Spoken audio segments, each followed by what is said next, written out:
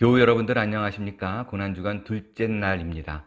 오늘 들으실 하나님의 말씀은 마태복음 21장 23절에서 27절까지의 말씀입니다. 제가 봉독해 올립니다. 예수께서 성전에 들어가 가르칠새 대제사장들과 백성의 장로들이 나와 이르되 내가 무슨 권위로 이런 일을 하느냐, 또 누가 이 권위를 주었느냐. 예수께서 대답하시되 나도 한 말을 너희에게 물으리니 너희가 대답하면 나도 무슨 권위로 이런 일을 하는지 이르리라. 요한의 침례가 어디로부터 왔느냐? 하늘로부터냐 사람으로부터냐? 그들이 서로 의논하여 이르되 만일 하늘로부터라 하면 어찌하여 그를 믿지 아니하였느냐 할 것이요, 만일 사람으로부터라 하면 모든 사람이 요한을 선지자로 여기니 백성이 무섭다 하여 예수께 대답하여 이르되 우리가 알지 못하노라 하니 예수께서 이르시되 나도 무슨 권위로 이런 일을 하는지 너희에게 이르지 아니하리라. 아멘. 오늘은 예수님께서 예루살렘에 입성하신 후 둘째 날 행하신 일 중에 대제사장들과 백성의 장로들과 권세에 대해서 나눈 이야기를 상고해 보겠습니다. 앞서 예수님은 성전에 들어가시자마자 매매하는 자들과 환정산들, 그리고 비둘기 파는 사람들의 상을 다 뒤집어 엎었습니다. 그리고 병자들을 치료하며 그들에게 말씀을 전했습니다. 이런 모습을 보고요, 대제사장들과 백성의 장로들이 예수님께 찾아와서요, 아니 도대체 네가 누구이길래 이런 일을 행하느냐, 이러한 권세는 누구에게 받은 거냐? 라고 질문을 합니다. 이 단순해 보이는 질문 속에서 신자가 이 땅을 살면서 행해야 될, 또 누려야 될, 마땅히 지켜야 될 그런 권세가 무엇인가 여러분과 나눠 보겠습니다. 여러분의 학창 시절을 한번 돌아가서 생각해 보겠어요? 제가 공부할 당시에는요, 한 반에 약 70명 정도의 학생들이 모여서 공부를 했었습니다. 제가 중학교 1학년 때 제 번호가 66번이었어요. 제일 큰 애가 69번이었습니다. 그러니까 중학교 1학년 당시에는 저보다 큰 친구들이 3명밖에 없었습니다. 믿거나 말거나. 아무튼 그 당시에 한국에서는 자습 시간이 있었습니다.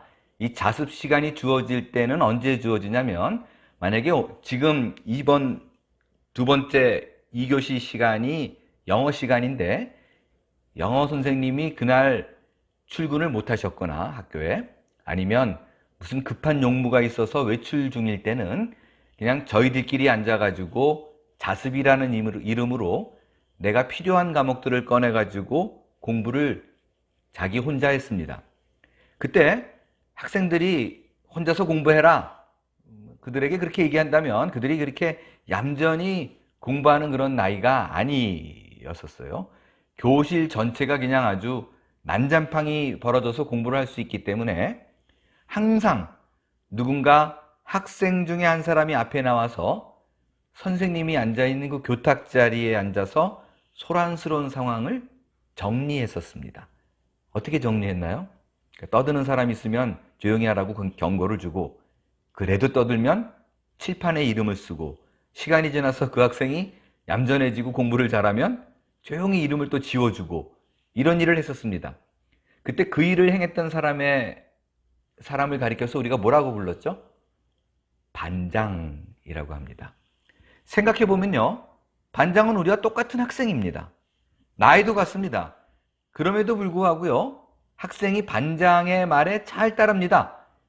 조용히 해 그러면 조용히 하고, 장난치지 마 그러면 장난치지 말아야 합니다. 왜 그렇습니까? 그는 우리와 똑같은 학생이지만 그 반장은 선생님으로부터 위임된 권세가 있었기 때문입니다. 그 위임된 권세는 선생님만 알고 있을 때에는 아무런 힘을 발휘하지 못합니다. 선생님께서 많은 사람들에게 공표할 적에, 많은 사람들이 제가 반장이구나 라는 인지가 생길 때에 그 권세가 일을 할 수 있습니다. 지금 대제사장들과 백성의 장로들이 그걸 따져 묻는 거예요. 네가 지금 말씀을 가리키고 성전을 정화하고 이러는 것이 도대체 누구의 권세로 하느냐라는 것입니다. 왜냐하면 다른 복음서에는 또 서기관이라고도 적혀 있는데 이 세 부류의 사람들은 말하자면 사내들인이에요. 종교 지도자들입니다. 그런데 종교적 일을 하는데 우리가 너희에게 그런 권세와 권위를 준 적이 없는데 왜 네가 그렇게 나서가지고 말씀을 가리키고 성전을 정화하는 그런 일을 하느냐라는 것입니다. 이에 대한 질문에 예수님이 역질문을 하시죠. 그럼 내가 하나 물어보겠다. 그 질문의 내용은 이런 거예요. 그렇다면 지금 밖에서 종교적 활동을 하고 있는 요한의 침례, 요한은 누구의 권세를 받아서 그런 일을 행하는 거냐라고 묻습니다. 만약에 그 질문에 이 사내들인 사람들이 그건 하늘로부터의 권세다. 그러면 왜 그를 믿지 않느냐? 왜 죽이려고 하느냐? 그렇게 말할 것이고요. 만약에 이게 사람으로부터다 그러면 요한을 선지자로 여기는 백성들이 들고 일어날 거예요. 너희들보다 더 난 사람인데 무슨 소리냐?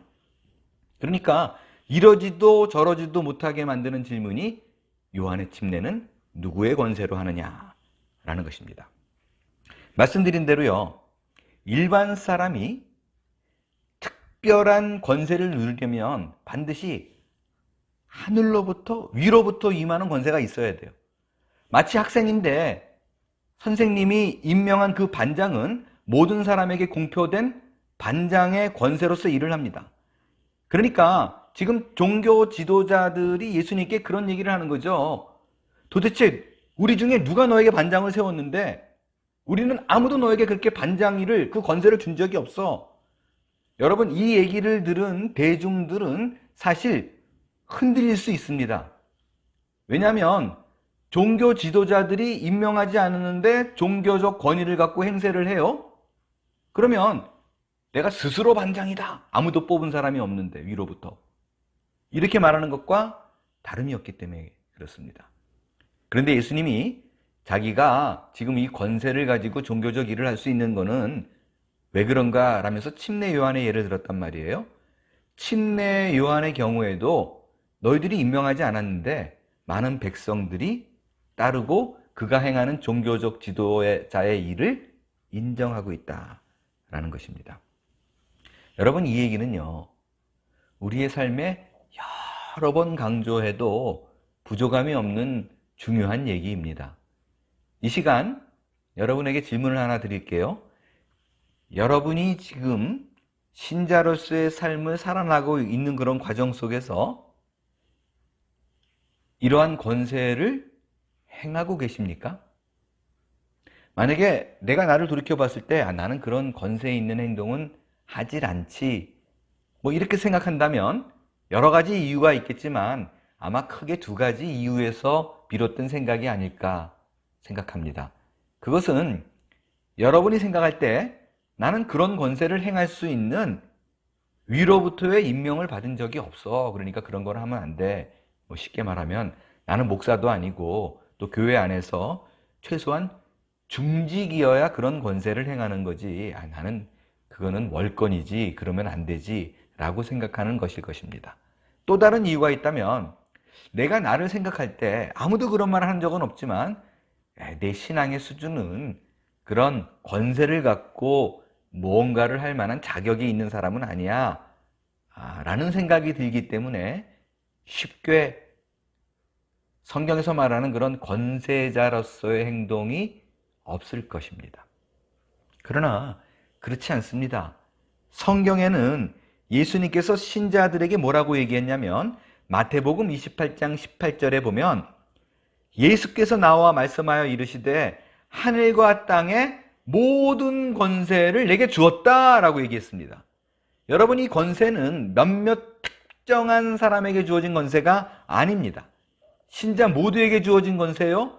그러니까 여러분 누구나 내가 예수를 주로서 고백하는 자라면 하늘로부터 임명받은 권세가 있는 자라는 것입니다. 그런데 문제는 뭐냐면요. 내가 그 권세를 받아서 행하려고 그럴 때 어떤 직면되어지는 문제가 있느냐? 그거를 성경을 읽어서 깨우치게 된 신자인 우리는 아는데 그 사실을 예수를 믿지 않는 불신자들은 알 턱이 없습니다.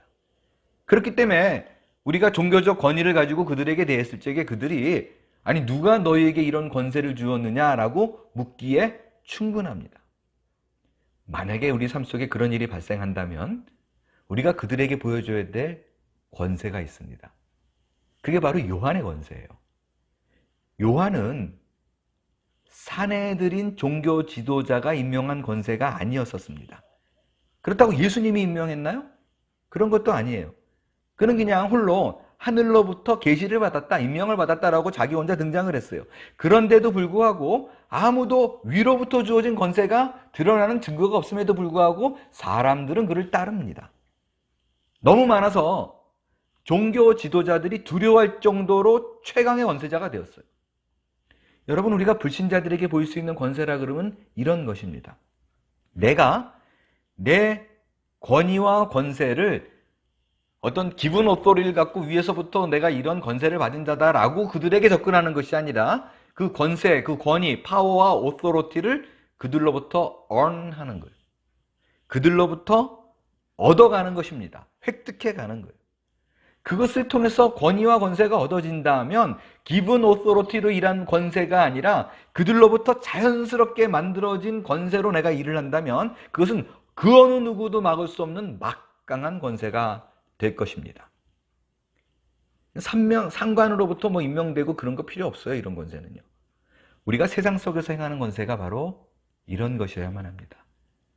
내 스스로 내 입으로 나는 뭐뭐다 내가 받아 있는 직분 타이틀을 얘기하면서 하나님으로부터 임명받은 권세다라고 말하는 것이 아니라 말씀을 통해서 내가 나는 예수님으로부터 그런 권세를 받은 자라는구나 라는 것을 깨달았다면 그것을 믿고 세상을 향해서 권세자로서 품위 있는 행동으로 그들에게 접근하는 것입니다. 그래서 세상 사람들로부터 그 권위를 인정받아야만 하는 것입니다.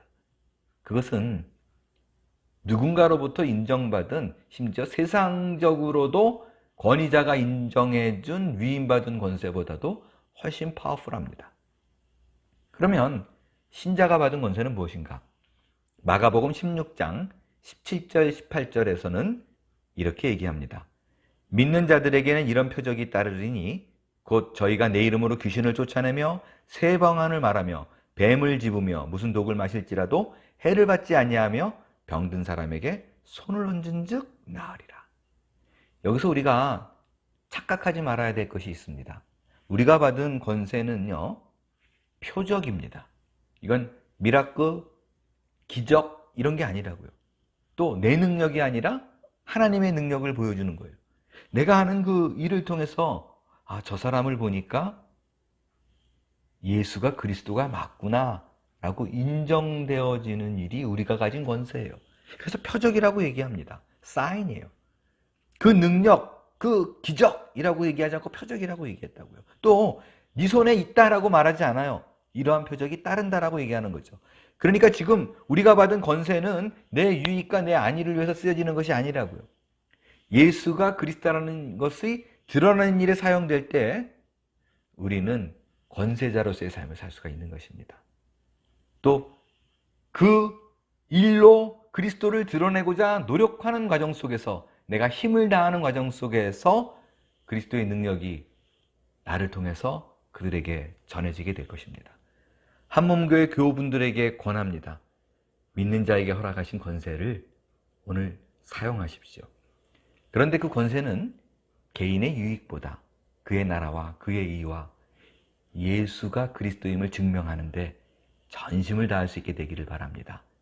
그때 우리에게 주어진 권세가 일을 하게 될 것이고 침례 요한을 많은 사람이 따르고 그가 그리스도를 나타내는 일에 사용된 것처럼 하늘로부터 오는 권세가 타인으로부터 인정되는 하나님의 권세로 내 삶을 가득하게 채우게 될 줄도 믿습니다. 권세와 능력이 충만한 삶을 살아내는 오늘 하루가 될 수 있기를 축원합니다. 기도하겠습니다.